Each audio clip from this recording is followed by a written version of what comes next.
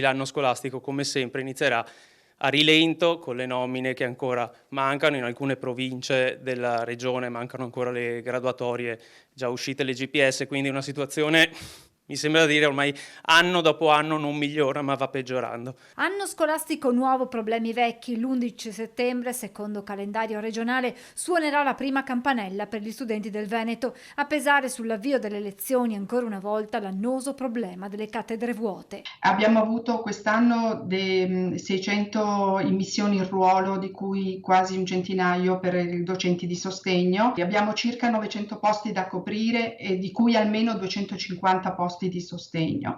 Questo sistema bisogna cambiarlo e la CISL chiede da tempo un doppio canale di assunzioni da concorsi e assunzioni anche di docenti abilitati da GPS. Una programmazione ministeriale che secondo i sindacati va rivista, e al tema docenti si aggiunge anche l'assegnazione dei dirigenti scolastici, sulla quale ha pesato, spiega Tamborrini, il ricorso verso la graduatoria definitiva del concorso riservato per i presidi, che ha fatto sì che non avvenissero le nomine a ruolo dei neodirigenti, portando alla reggenza. Circa il 30% degli istituti di Treviso ha un dirigente titolare in altri istituti, quindi ben 23 dirigenti si troveranno a dover dirigere 2 scuole. Ma quest'anno c'è un altro fattore che peserà sul rientro in classe di studenti e insegnanti: il caldo destinato a durare ancora a lungo. La soluzione non può essere mettere split ovunque, perché sarebbe un costo e soprattutto